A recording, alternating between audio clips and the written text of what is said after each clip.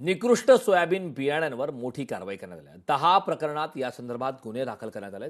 2 कोटींच्या बियाण्यांची विक्री बंद आहे.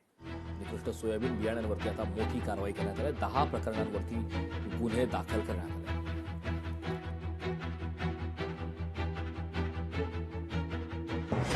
आपण आतापर्यंत जिल्ह्यामध्ये बियाण्याचे 804 नमुने काढलेले होते. त्याच्यापैकी 21 नमुने जे आहेत ते आपल्याला नापास म्हणून प्रयोगशाळेकडून मिळालेले आहेत आणि त्याच्यापैकी आपण 10 प्रकरणांमध्ये पोलीस केस किंवा कोर्ट केस ती दाखल केलेली आहे. उर्वरित जे आहेत त्याच्यामध्ये पुढील आठवड्यामध्ये त्यांच्यावर नोटीस पिरियड संपल्यानंतर उर्वरित त्यांच्यावर सुद्धा आपण कोर्ट केस दाखल करणार आहोत. आजपर्यंत आपण जे आहेत जवळपास 1108 क्विंटल बियाण्याला ज्याची किंमत 2 कोटीहून अधिक आहे इतक्या बियाण्यासाठी आपण विक्री बंद सुद्धा दिलेला आहे. एक ब्रेकिंग न्यूज पाहूया. श्रीरामपूरमध्ये सलग 4थ्या दिवशी बंद पाळण्यात आलाय. आरोपींवर मकोका अंतर्गत कारवाईची मागणी करण्यात येत आहे. महत्वाची अपडेट आता समोर त्या ब्रेकिंग न्यूज आहे. वाढत्या गुन्हेगारीच्या घटनांविरोधात नागरिकांनी आता संताप व्यक्त केलाय.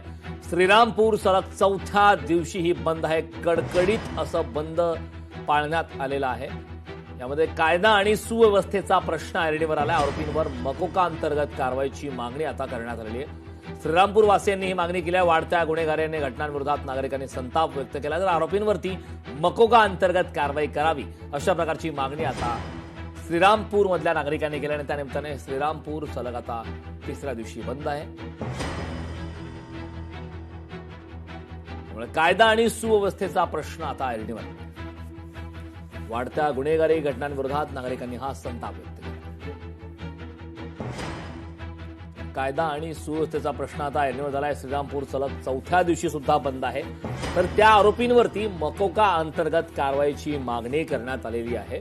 वाढत्या गुन्हेगारी घटनांविरोधात नागरिकांनी संताप व्यक्त केला आणि त्याच संदर्भात आता ही मागणी होते. अहिल्यानगर जिल्ह्यातील श्रीरामपूर सलग 4थ्या दिवशीही बंद आहे. कारण मकोका अंतर्गत कारवाईची मागणी श्रीरामपूर वासी करतायत आणि त्या संदर्भात आता काय निर्णय नेमका घेतला जातो, या बंदची नेमकी कशा प्रकारे दखल घेण्यात येते हे पाहणं महत्वाचं आहे.